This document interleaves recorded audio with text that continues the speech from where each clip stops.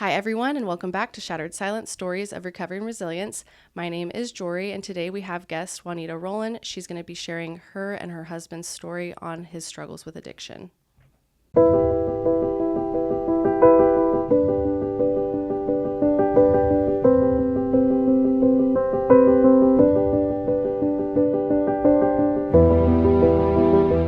Okay, so we're just going to go right into it. I guess let's start from the beginning, how you and Brent met.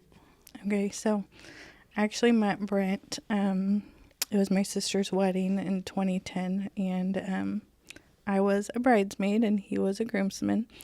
And we were at the rehearsal, like at the venue. She got married at like the Parks place. So we were, I remember I was chasing my 2.5-year-old around, and I turn around and I see this guy getting out of a car. And like to know Brent was to love him, because he was just like the biggest personality, the life of the party. Like he got out of the car and like I was just like mesmerized by him. But at the time, like I was actually with my son's dad still, and he was with his daughter. He had a daughter that is 5 months younger than my son, and so they were still together as well. But I just like saw him, and I swear it was like love at first sight. But I obviously like couldn't have him at that time, so like it was just, I don't know, he was just amazing. We didn't actually like get together until it was 2013 when we first got together. I never would have imagined I would have ended up with him. Never would have thought in a million years we would have been together. But in 2013 we started dating and talking, and we actually moved pretty fast because like I didn't know it at the time, but I knew he loved to party. I knew he was a partier. He liked to have fun. He was very outgoing, and I don't think I realized that he had an addiction problem, but I knew he liked to party. So Yeah. at that time he I think he more needed me than like we should have been in a relationship. But we ended up getting together. We moved in together pretty quickly, and that's kind of when I noticed, okay, there's an addiction problem here. But he was always willing to get help and try, and like he fought like really hard to like get clean and sober. And it wasn't till he struggled like on and off. He went through many rehabs. He was in Aspire at one point. He was in Action, like went through a lot. But in 2015, I got pregnant with our daughter, Peyton, and he actually went into the Salvation Army at that time. And he ended up completing the program and staying sober for probably about 2 years. So 2015 was then, and then 2016 of December 2nd, my birthday, we got engaged. Okay. And then in 2017 on my 30th birthday is when we got married. Okay. So we did that, and he stayed sober all through that time. Yeah. Was doing really well. We ended up moving into a house. He went to the electrician union.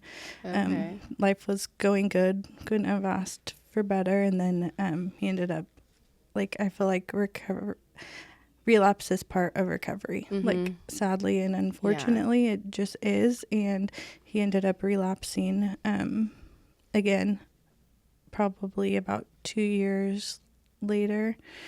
Can we go back a little bit? Like when you guys first had like moved in together and stuff, and you like realized that there was a problem there.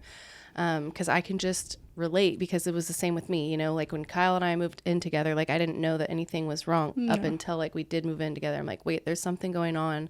So like, what did that like look like for you? Did you just approach him and say, like, ask him directly, or how did that look? How did you find out, I guess? Like he wouldn't like stay home when he relapsed. He would disappear. Okay. So he would disappear for like days at a time, and I would be like, he would turn his phone off and just be gone. And so I would be a mess, like trying to hold it together. I was the caretaker, taking care of the kids, his daughter, my son. Like I would be working full time and like worrying in the back of my mind, like, where is he at? Is he going to come home? Because he wouldn't wouldn't stay home and do it. He would leave. So he would disappear. And so that's kind of when I noticed, okay, there is a problem here. And then once he was done, he would come home and be ready to get help and be clean again. So it was like just seeing that pattern and realizing, okay, like there is something wrong here. But it's always like he always like realized at the end of like a spell, you know, it's like at the end it's like, okay, I need help. Right. Okay. Sorry, you can continue. No. I was like, let's just go back to that real quick. Yeah. So I don't know where I was. I know, sorry. No. So we got the house. We were just renting a house. He got into the electrician union. And then COVID happened. So that was really hard for him too, because he's like a social butterfly, like thrives in like scenes. He likes to have parties. We owned a like he likes to like be out, and so it was really hard for him during that time, and he ended up I think that's when he ended up relapsing, and it was just a really hard time. And then we ended up after COVID, we ended up starting up a business with his dad. Okay. And like doing catering and events and like just trying to get life back together. And he ended up, I think that might have been around the time when he did Aspire, and got clean and sober again. And we ended up, he ended up going back to, we ran the business. He had a full-time job. I had a full-time job. And then we ended up buying our first house. And it felt like when something really good was going on, he would like feel like he had to like mess it up because he didn't deserve that goodness, you know, like he didn't deserve these good things. And then it was also like when things were bad, like then it was like, okay, well, things are bad, so let's do that. So actually, like when we got our house, he like we were going to look at furniture one day, and me and my son were like at Ashley's waiting for him, and I look across the way and I see his car, and it's like lights changing, nobody's moving, like the car's just sitting there, and I'm like, what is going on? So I remember just like running down there, and he was like passed out at the wheel. Oh no. And like, so that's when like, and we were signing the house like the next day. We were signing our closing paperwork, and like not even a lot of people even know that part even happened, but it was like, I don't think he really thought anything like that would ever happen to him. Like he would never overdose, and it's like, or he would never. Yeah. And it's like you like hold those secrets like to yourself too, because you didn't want to out him. Like that's how I totally felt about Kyle. You know, it's like, of course his family would support him, but like I felt like I owed it to him to keep his secret and just like help him along the way, you know, like we don't need to involve everybody. And so it's like having little things like that happen, like behind the scenes kind of in your relationship, is a lot on you too. Right. Like it's a lot. Yeah. It came around that time though. I was like, I can't keep this a secret anymore. Like I have to, like his family knew he struggled. I know I probably wasn't doing the best job at hiding it anymore. Like, I mean, there comes a certain point too where you can't hold it by yourself, right? You know? Yeah. So I got to that point, and then I got to a point where I was just like, when he was ever in that addiction, I like started growing to where it was like, I almost started hating the person he was. So it like really took a toll on our relationship, because I was growing to not like the person that he was. And he saw that, and so he ended up getting help again, and he started taking a shot. It was like a shot that made it like where he couldn't get high if he wanted to. So that really like changed our lives as well, because it was like, okay, now he's on the shot. Like he like, I took a lot of worry away from me as well, because like I knew like those 30 days, like he couldn't, as long as he made it to that next shot, like we were fine. We were going to be okay. And in 2019, I got pregnant, and I ended up having a miscarriage. And then we weren't really trying. In 2022, we got pregnant again, and it ended up, he had two girls. We had one together. He had the older daughter, and then we had my son. And it ended up being a boy. So it was like the best day of his life to find out that we were having a son. Like, he was so excited to be his coach, be like everything. So I just remember like him being so excited and like doing so good. And he got a job at my timing's probably not the best because of the grief brain, but shortly after that he got a job at an electrical company. So we were doing like, things were going good. We started going to church. Like, he was like over like the AA and part of it, even though it's amazing and it does wonders for people. Like, for him, he was like, okay, I've been doing this like so long. And so he was like, I just want a different look on it. Like, so we started going to church, started going to journey groups. He started going to church on Friday mornings with a group of guys. Like, it was like we just kind of poured our life into that, and like everything was going great. And sometime in the beginning of 2024, I believe it was, he ended up hurting himself at work. And like with that came like he snapped his ankle, so he had to have ankle surgery. So he had to go off his shot. He had to get surgery. He had to be on pain medicine. Like, so it kind of like opened up like this dark when you have all this light coming in, you're doing all these things to just be better and stay sober, and then to have an accident and to how do you help your pain? Right. Painkillers. Yeah. And there was no way he wasn't going to be able to do that. He had like a rod put in his ankle. Yeah. But we made it through the ankle surgery. Like, God willing, we made it through the ankle surgery. I monitored his medicine. Like, we got through that. Good. He did great. And then came the new procedure. They wanted to do like go in and clean up his knee because he also hurt his knee. And that procedure, like, it just didn't go the way we thought it was going to go. We thought it was going to be like a simple procedure. They would go in and do an arthroscopy and he would be back to like being healed and be good. And he wasn't healing the way he was supposed to. He was just in a lot of pain. And like I had started nursing school like a few weeks before he had gotten it. So I was stressing to him, like, I can't do this without you. Like, this is going to be really hard. Nursing school was not easy. Yeah. I was going through like a fast paced program. So I was like even harder. Yeah. And like, he was my biggest cheerleader, was like, you can do this. Like, I'm going to be here for you. So like never in a million years would I have thought like it was going to go to a relapse. But we, I remember I was in nursing school at the time, and I got the two kids were actually home with him.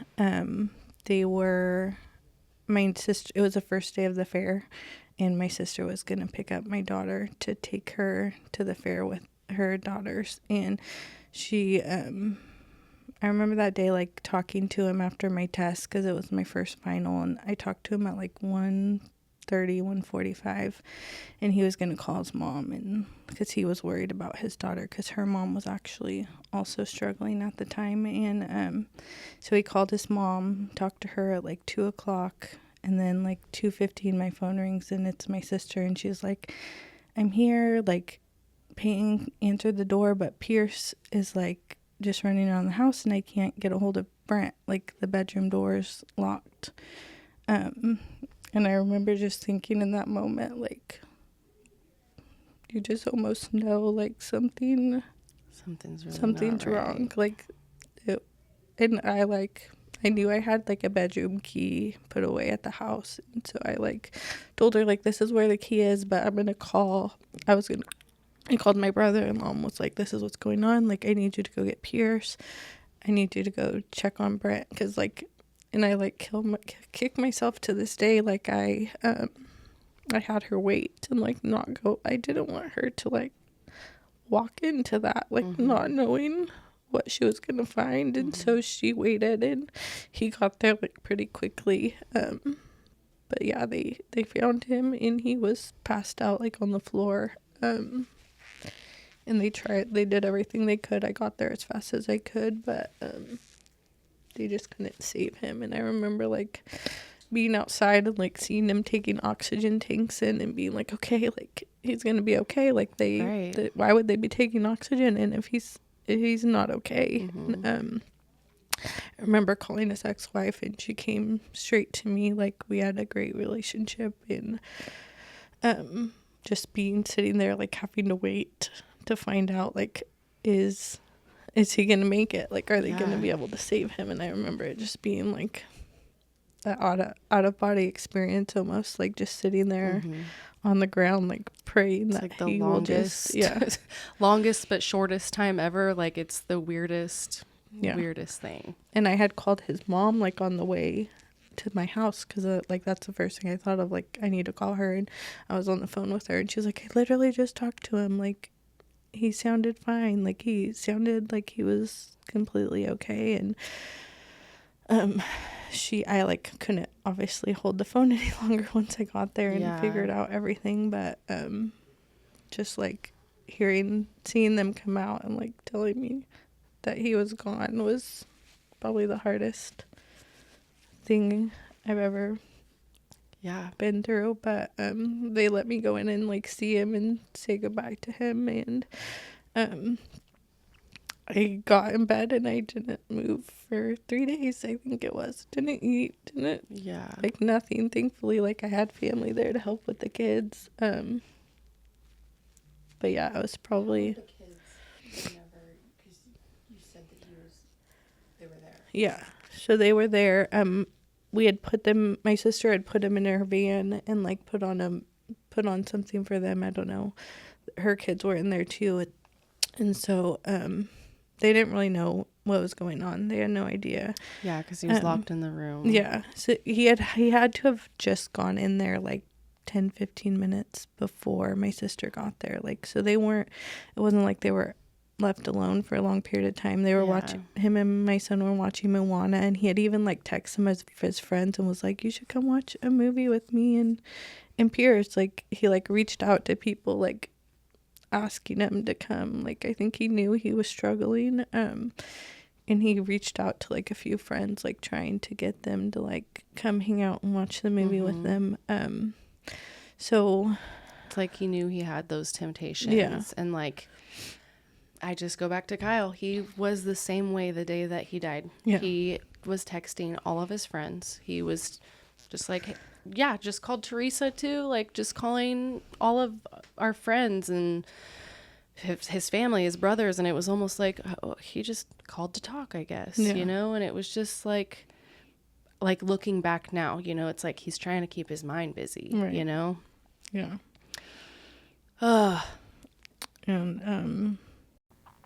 Aspire Counseling Services provides caring, personalized support for adults and teens facing mental health challenges.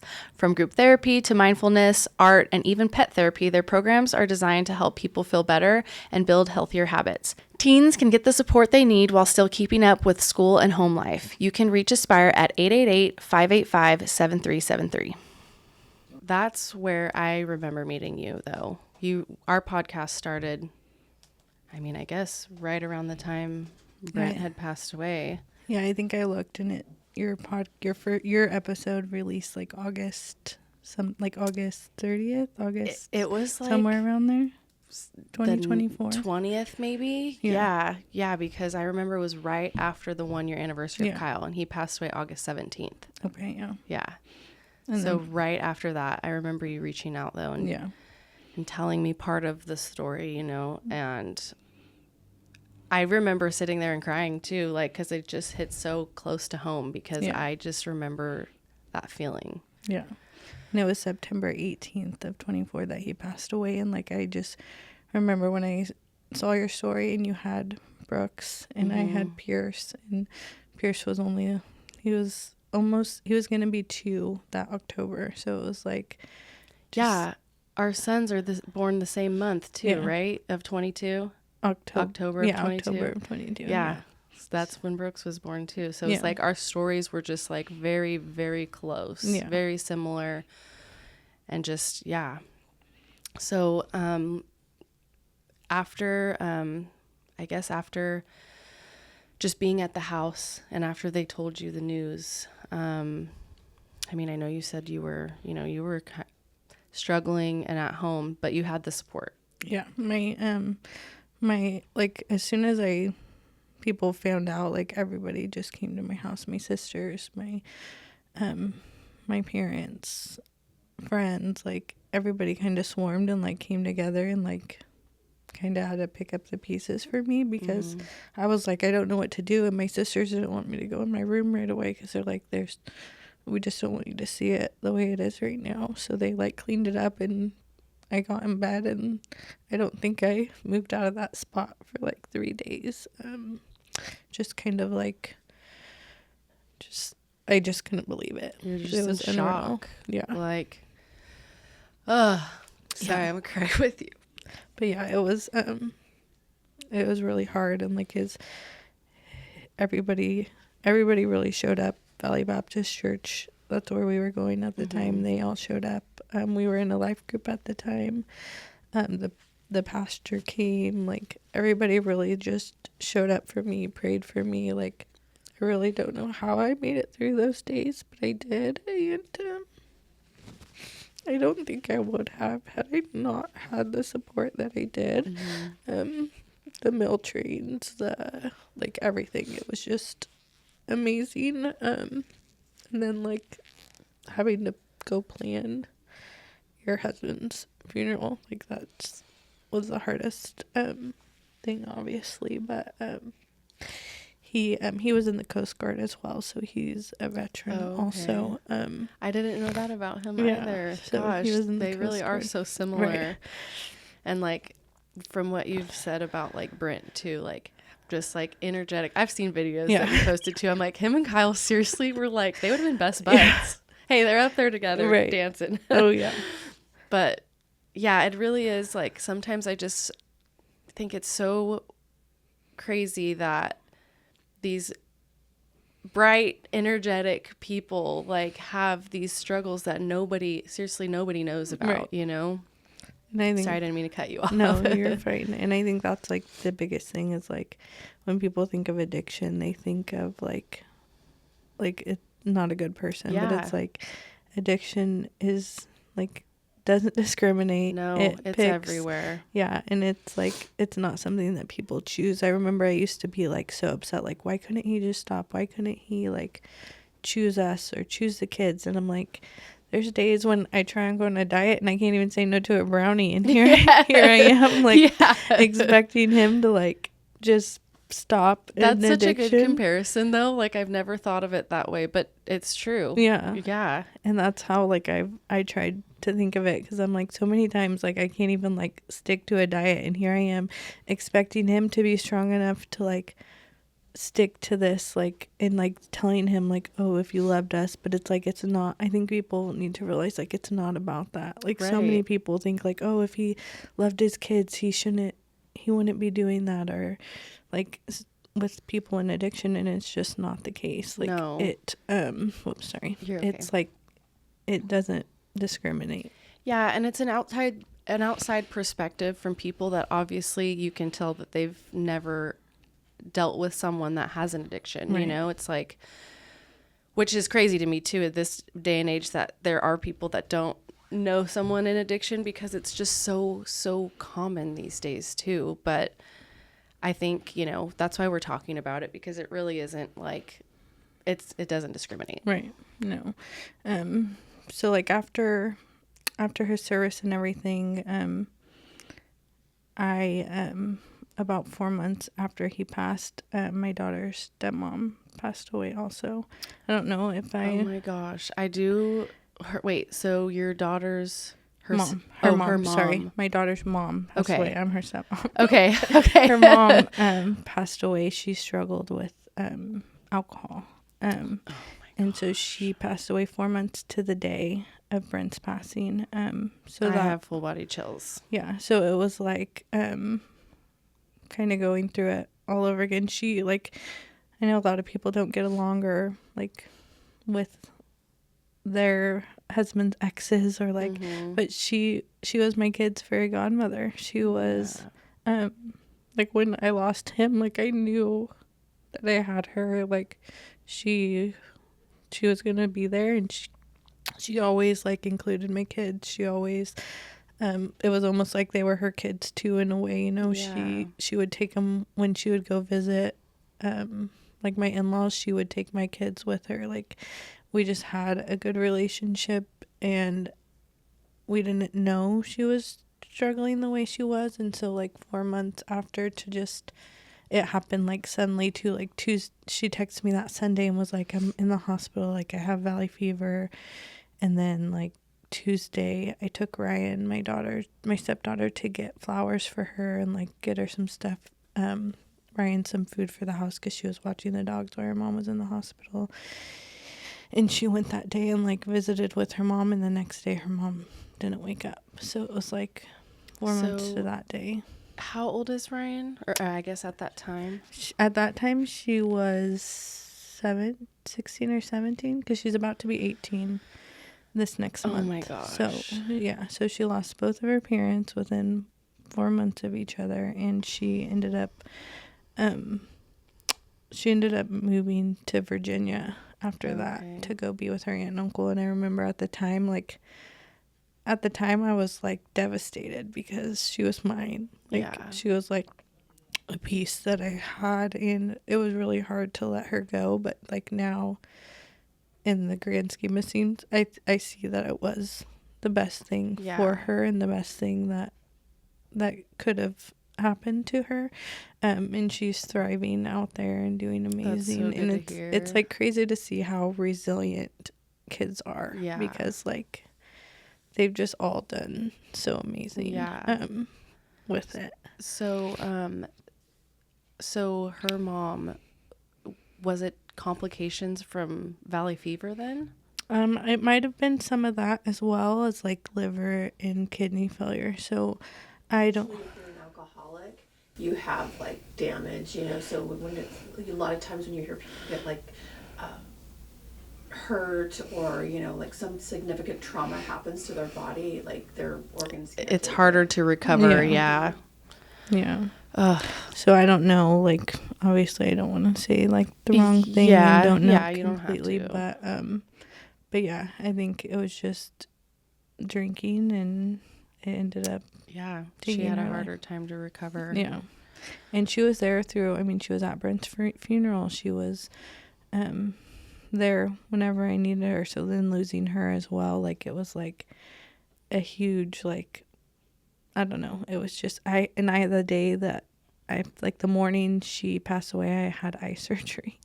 So I had like I was like a mess, and I like show up at the hospital, and I'm just like, there's no way I'm not going. Like I just had this, but I'm going, and I'm gonna be there for my daughter, and she's just as much mine as my other kids are. So it's like, it was just like insane, because then here we are going through this loss again.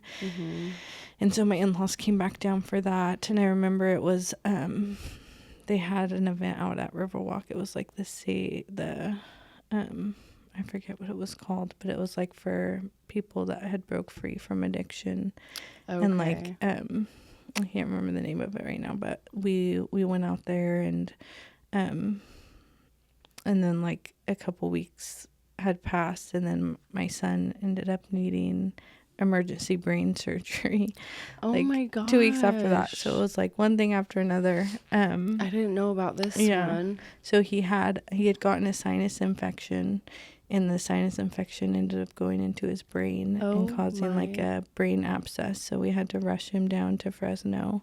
Oh my gosh. And he had to get emergency brain surgery. Oh my gosh. So that was You've in been February. through it, girl. My gosh, in such a short span of time. I bet you were just freaking out. It was insane, and like such a like bizarre thing to happen. Like you don't ever think like a sinus infection is gonna turn into that. So obviously the surgery went well. It went well. He's totally fine now. Biggest pain in my butt, so he's doing great. Little 3-year-old. Well, this was my 18-year-old. Oh, okay. So this was my gosh, my older son. So yeah, this was not saying that like either way it's right. stressful, but my gosh. Yeah, no, it was my older son. So he was 17 at the time. So, so like we had went through Brent's loss, then Corey's loss, and Brody needed brain surgery. So it was like one thing after another. And, when we got through that, it was like, okay, like nothing else can happen. Yeah. Like we, shortly after that was Brent's birthday. It was his first birthday we were going to have without him. So we all ended up going to Disneyland to kind of like celebrate his birthday. Yeah.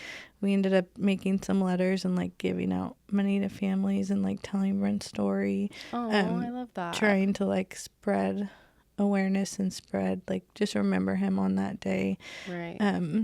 And then that's kind of when I decided like I wanted to do something to make sure like his death wasn't for nothing. Like we were going to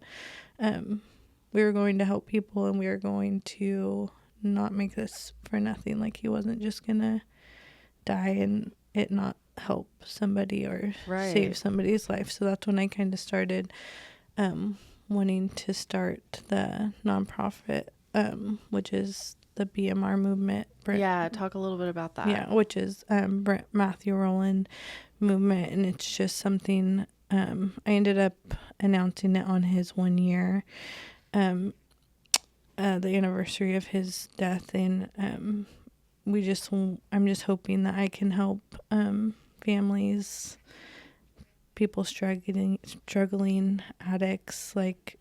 And break the stigma on addiction, that it's not just like it is somebody's dad, somebody's son, somebody's brother, somebody's like these are people, and they deserve to be cared about just like any other person with a problem. Right.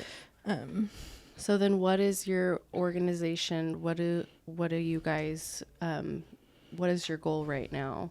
So right now we our first kind of project is we've been doing hope boxes, which are boxes like that we put together with like inspirational messages, stuff that somebody going into recovery might need, whether it's like toothpaste, deodorant, a notebook, a pen, like an encouraging, like just for today message, a coin, like, 'cause we just want them to know like they just have to worry about today, and if they can get through today, then they can make it to tomorrow. And so that's what we're doing right now. We're obviously just started, so it's like trying to get there to be able to do bigger things. But I don't know if you saw, but like the Best Day Ever Foundation came down to Bakersfield. I didn't see that. So they're based, I think, out of Texas, but they came down and surprised me. Oh my gosh. To do like a Best Day Ever thing,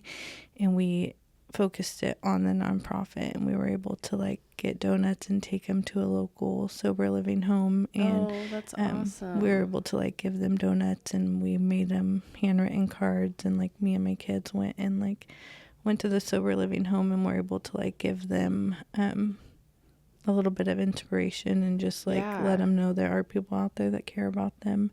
But it was a cool experience to get to do that, and like just let these people know they have people out there that do care, and there is help out there. And we were actually able to give them some of the first hope boxes to hopefully give them a little hope and encouragement.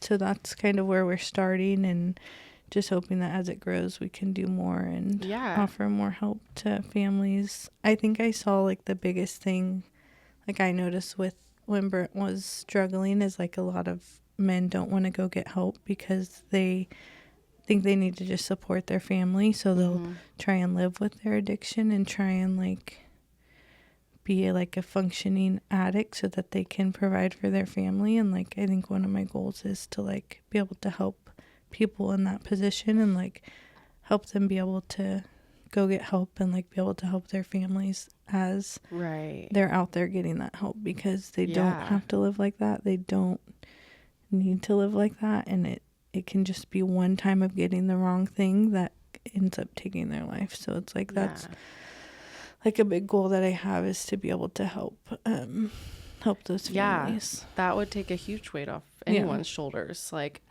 he can go recover, family's taken care of, you know, like, because that is a huge thing. Right. Especially if you have like a, who knows what the situation is, single family house or single family or single income. Sorry. You know, you never know what someone's going through, and they might not even be, might not even be on their radar because they can't afford it. Yeah, for sure. Treatment can be expensive. So having organizations like that is like a huge thing. Yeah. I had something. Oh yeah. So going back a little bit, did you or any of your kids or anyone go get therapy? So I was already in therapy. Me and Brent were like in counseling together, and then I was also seeing a counselor myself. So, I kept doing that. I still see my therapist, and then we put my oldest daughter in therapy kind of shortly after, and then my 11-year-old also went into therapy. So we all kind of did that. I don't think my 11-year-old's really ready to process it, so the therapist kind of took her out for now and is like, let her, like, she needs to be ready to be able to open process, up a little bit and process things. And she's just not really there yet. So, but yeah, I definitely know how important all of that is. Yeah, I'm glad you guys were like even different kind of therapy, but it's, I mean, even just being open to it to begin with, like, I knew right away because I had done therapy prior to Kyle passing. I was the same way. Like, I need therapy, like today, you know, like, I think I met my therapist like 2 weeks after he passed or something like that. It was weeks. Yeah. But yeah, I just knew that I needed it. And I hope that people can be open to therapy because I know it can be scary. And I know you're opening up to a random person, but it's not always going to be a random person. You'll develop a relationship. And it's like you just have all these tools to help yourself cope. Right. Because you have to cope somehow. Because you will you'll just crumble. Oh, yeah. And I still like, and you still do. yeah, for sure. And I still have days where I'm just like, is this real? Like, is this really my life? Like, is he really not coming home? Because you almost think like, oh, he's just like in rehab or something. He's just gone. He's going to be back. And like, I think it's important to have therapy in those moments because you're like, okay, you have to bring yourself back to reality and realize this is life. This is... Yeah, your brain is still trying to figure out, like, that this isn't a dream, you know? I felt like for the longest time, it was like, for a while, it felt like my life with Kyle was a dream, you know? I was like, not that me living through this horror was a dream, but it was like, gosh, like, it's just a weird reality, honestly. I don't even know how to explain it. It was like everything I thought about with Kyle, I'm like, it just felt like a dream, but it was just almost like my brain's just going through all of our memories, you know, and all the things all at one time. So it's just a weird feeling. Yeah. And I think now, like, I'm just trying to like make sure my kids know him. Like, every night me and my son talk about him. Last night we were watching, I posted an old karaoke video he did, and my son saw it and he was like, that's my dad. And like starts dancing with him, and like we just try and keep his memory alive for him because I'm like, he was such like a big presence, and like to think like my son's not gonna get to know that is like probably one of the hardest things, as you know. Like, it's like, it's just hard to like relive that all the time. Like, and I'm sure like, because I've got my little boy too, and he is like not as much when he was a baby, but now he looks so much like Kyle, and he's starting to just continue to look like him more and act like him more, and he's just funny now. Like, he's starting to get humor now, and it makes me laugh and cry. You know, I'm just like, I wish I could see you with your dad and see how he would react. Like, dude, you're my little mini me, you know? So yeah, it does. It stops you in your tracks sometimes. And I get like that too. Yeah. I mean, even just a little, like 2 days ago, you know, my parents' dog, they had to be put down like months ago. And randomly Brooke said, Coco and Papa's dog, Bentley, is he still in heaven? I said, yeah, he's still in heaven. He's like, oh yeah, he's with Dad at Kai Kai. I said, yeah, he is. And it's just like so random. And I sit there and I'm like, how did that just pop into his head, you know? And I'm like, I try and think of it as a sign. Like Kyle's like, hey, just saying hi, you know, Right. just to, I don't know, get us talking about him, you know, Right. and I don't know. It's a bittersweet thing though. Right. I went and picked him up from school a couple Fridays ago, and he's like, Mom, my dad picked me up from school today. And I'm like, oh, he did? Yeah. Just like random stuff. And he knows his dad's in heaven. He tells everybody Yeah. his dad's in heaven, but it was just like, yeah, he picked me up from school. Yeah. I'm like, I feel he like, didn't even say hi. yeah. Yeah. I feel like kids just have this like spiritual like awareness or something. Yeah. I don't know, because Brooks has done that a couple times too. And I'm just like, it is a little bit like comforting to me. Like, Right. okay, he's showing up for Brooks still. Right. And he has these little signs or whatever it is. Right. But And it's nice to like be able to have those. yeah. But yeah, Pierce is his father. So it's like, Mhm. I just like to think like, oh, like if he could have like grown up around him, he would have been Even more even like more. him. Yeah. Yeah, it's like, I don't know, but I'm Isn't just it hoping. funny, like how their personalities come out when they're so little, even without being Right. around their dad. Like Yeah. that's in your blood. Oh yeah, it's like You know? 100%. Yeah, my daughter had like a back to school night the other night, and they had like some dancers out, and Pierce was front row, like dancing and just the center of attention. And I'm like, yep, that's his father's child. Yes. Like, it just like like crazy. him. Yeah. But I'm grateful that I get a little piece of Right. Kyle, you know, like, and you get a little piece of Brent. Yeah. Like, we're always gonna have that. Right. You know what I mean?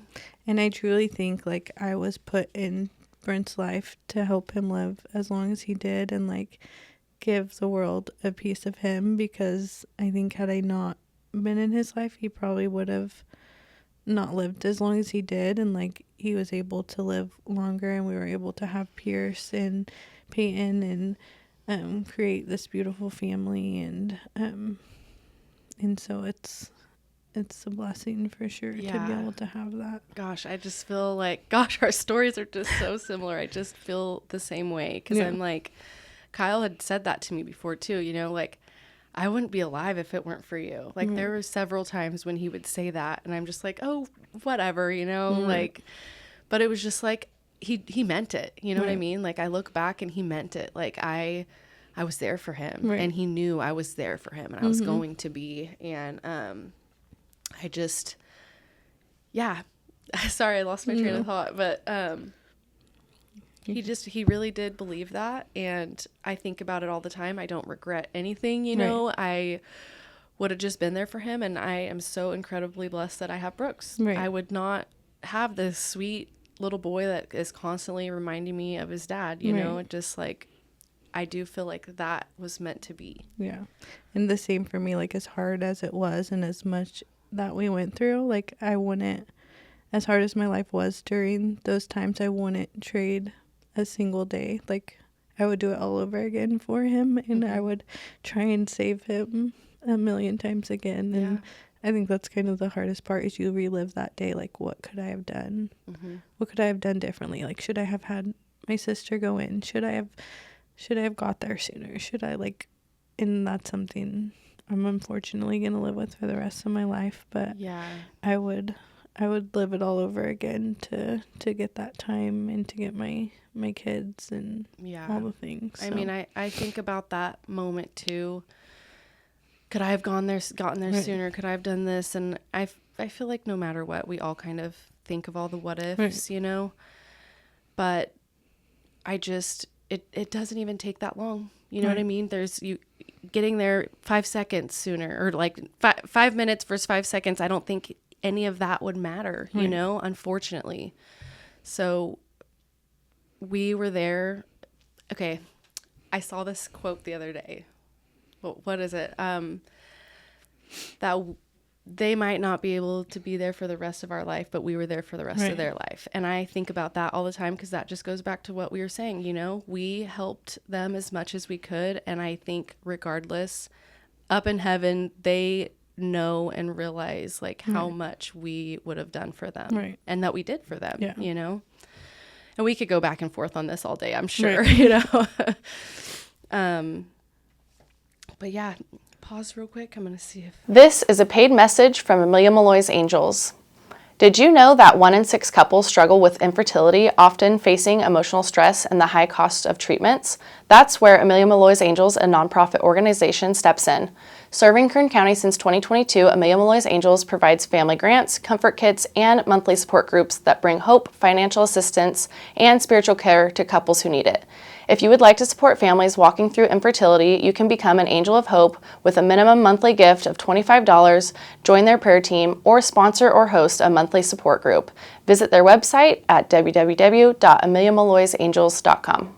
Anything that you would share with anyone that has gone through addiction or struggling with the grief after losing someone? With addiction, I would just say, like, you can do it one day at a time. Get the help.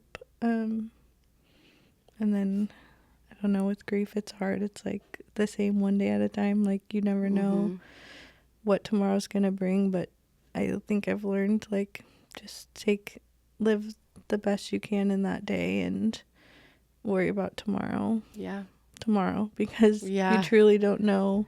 Seriously. Sometimes it just takes some sleep. Right. Yeah. So it's like, I mean, that's the best advice I can think to give is literally just live one day at a time and try not to worry about everything else, because it really, in the scheme of things, you don't know what's going to happen tomorrow. Mm-hmm. Well, thank you so much for coming on and sharing your story, Brent's story. Yeah. I really appreciate it. Thank you for having me. Of course. Thank you, everyone, for tuning in to another episode of Shattered Silence. As always, don't forget to follow us on all of our socials on Facebook, Instagram, and TikTok. You can watch full episodes on YouTube, or you can listen in on Apple Podcasts or Spotify.